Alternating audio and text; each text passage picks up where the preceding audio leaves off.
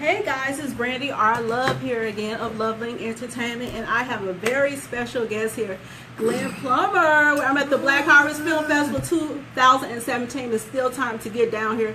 Get your tickets at www.GeneSiskelFilmCenter.com, and the name of the movie is 90 Minutes of the Fever. And by the looks of the trailer, it's looking pretty scandalous, so just break it down a little bit and tell us about it. It's pretty good.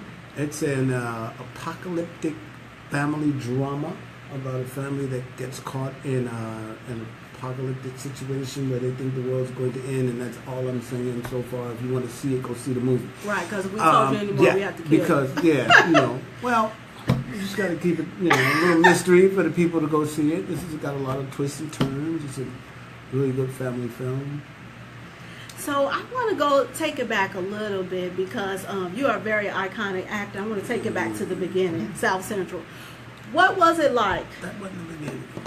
That one? The one that just stands out in my mind South for Central, you. Right. Kind of like Orson Welles. I just said that because it's pictures. No, so what do you want to know? Bobby John. I remember seeing this, and I was really young when that came out. Okay. But I remember seeing you and saying, I want to do that one day because I started in high school doing stage plays. Yes. Really? Yes, I started in high school doing stage plays, and I remember that your role just really stood out. How was it? How did you come to be cast on that role?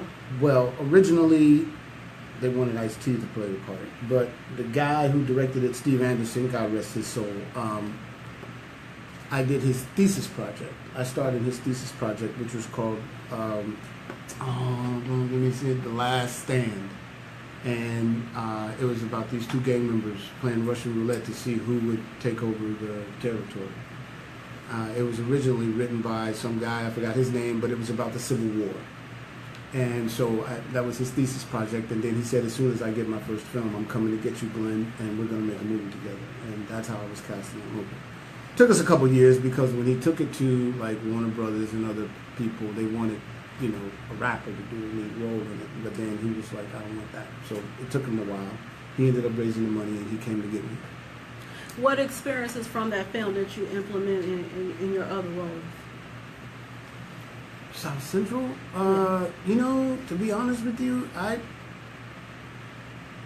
didn't really get a chance to implement any of my experiences in that movie from other films because, no, honestly, I played a character who basically was gang member, headed for not, got his life together, went to prison, got his life together, went back to the gangs to get his kid out of the gangs. And ever since I made that movie, I think, oh man, I don't even know if I should say it.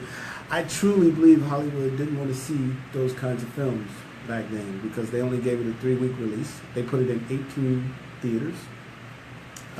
It came out right before Malcolm X.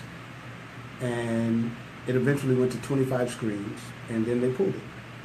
And any other film that tested as well as South Central had, because Warner Brothers ended up releasing it, and it tested better than any film they had 20 years prior. And at that time, a film of that stature would have garnished at least 3,000 screens. But I don't, anyways. But how do you feel about all the violence now? Do you think that, what is the answer? Do we just need to get more mentorship programs together? With violence where? Everywhere, it's just like, right. Like police killing and all this. So even before this epidemic of police, like I'm from the west side of Chicago, and there was lots of violence. Right. And it just seemed like there was a disconnect from the older generation to the younger generation. A lot of young guys were telling me why my father wasn't there. Do you think that the absence of that the absence of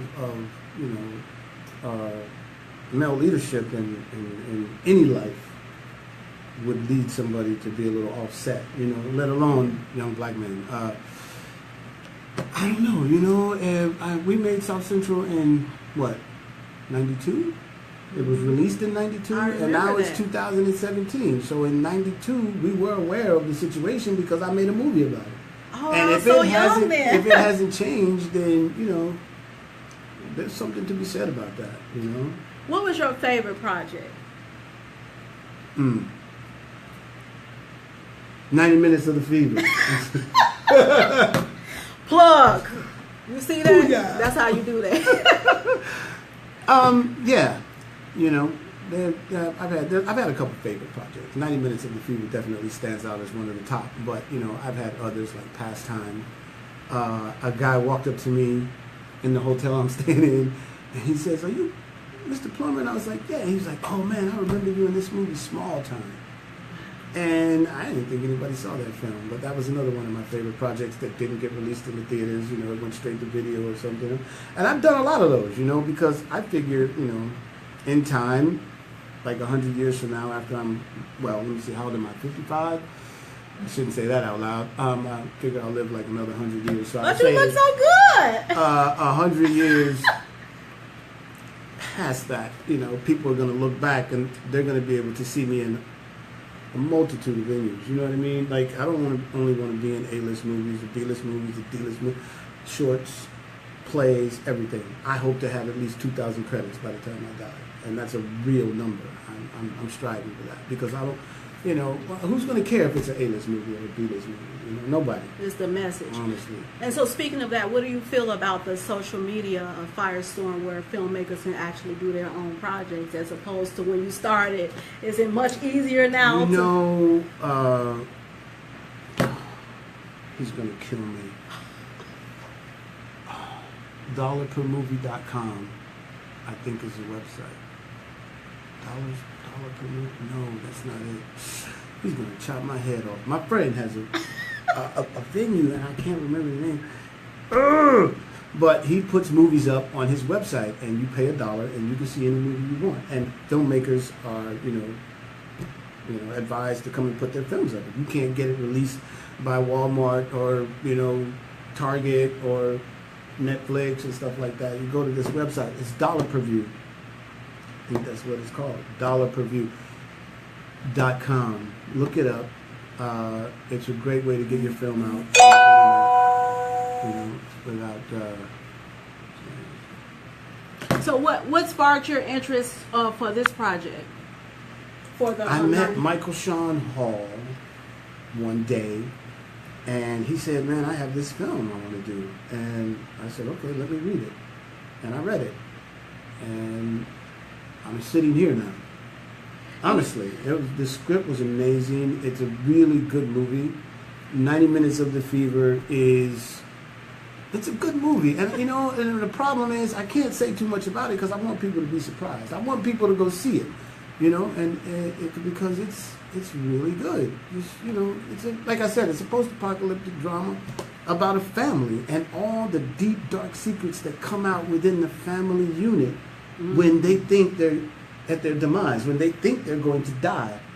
That's when their truth start emerging. You know what I mean? And yeah, so, you know, y'all need to go see it because it's really that good. You know, and yeah.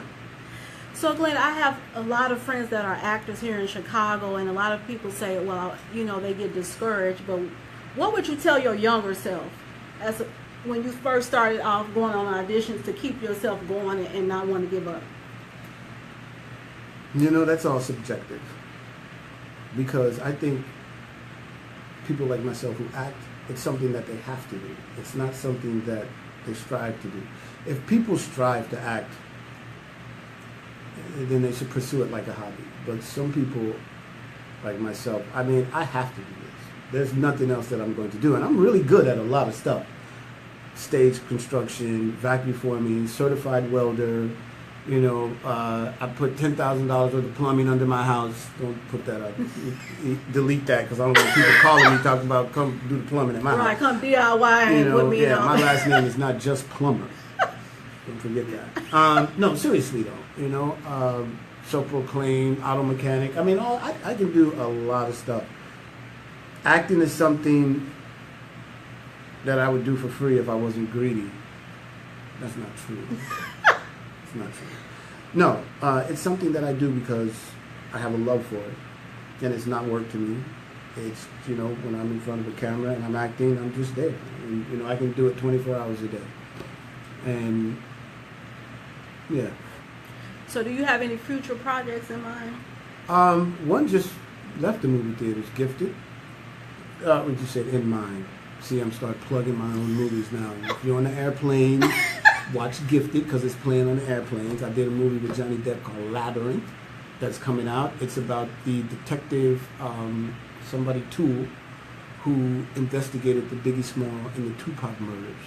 And it's studio based, so and That Johnny sounds Depp intense. starring in it. Yeah, so they did a lot of work. I play a real guy by the name of Psycho Mike who was very influential in the FBI investigation into Suge Knight, and his possible involvement in the murders. I'm not saying he was involved. I'm just saying that this character, was, whatever. So yeah, it's going to be a really good movie.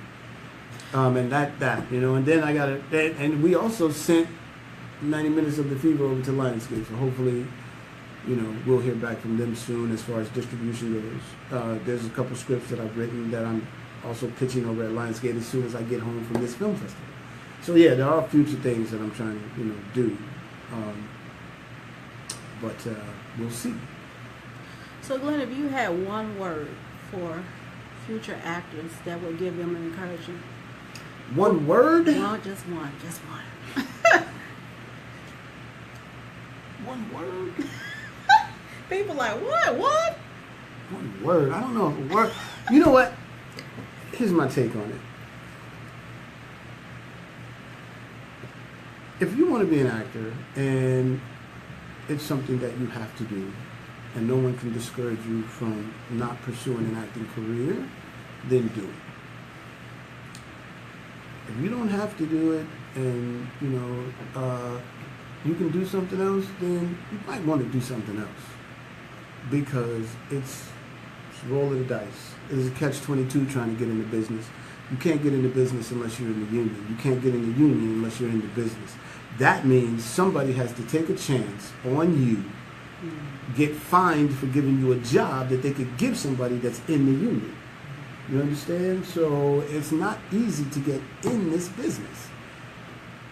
Very difficult to get in this business unless you are one of those people who just has a way of, I don't want to say making other people like you, but if you have a way of allowing people to, see you as an asset in their lives, then somebody's going to be like, oh yeah, you should do this or you should do that, or I'm going to help you out, I'm going to put you down. You know what I mean? Because somebody has to do something.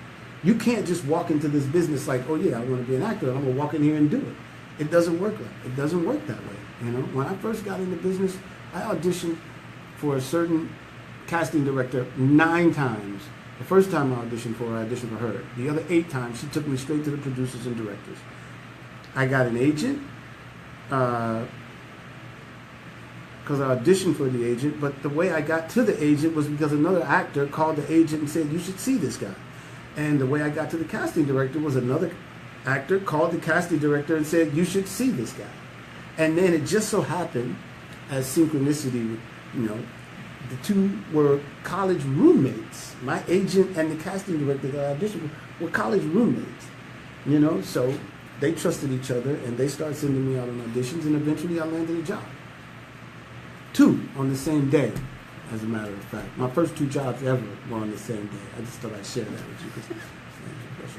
So you heard it here first, Mr. Glenn Plummer. We are here live from the Black Harvest Film Festival's 90 Minutes of the Fever. It's premiering tonight. It's still time to get here. I don't want to hear any excuses. I want to see you here. What time does the show actually 6 start? p.m. So 6 o'clock. You have a little bit of time like, to sneak in. Yeah, you got Yeah.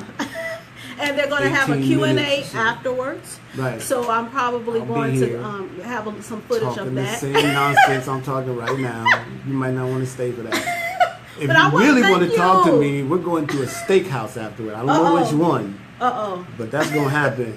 I will go live if, she's going to be there, and I'll let y'all know what steakhouse we at. So you'll come talk to me while I'm eating. Oh, wow. Thank you so much to legendary Thank Glenn you Plummer. for having me here. Thank you so much. Just Black Harvest 2017 is Right. wonderful. Thank you for tuning in. Again, I'm Brandy R. Love, and you've been officially Love Link for today. See you later. Bye. Bye, y'all. All right. That was so good.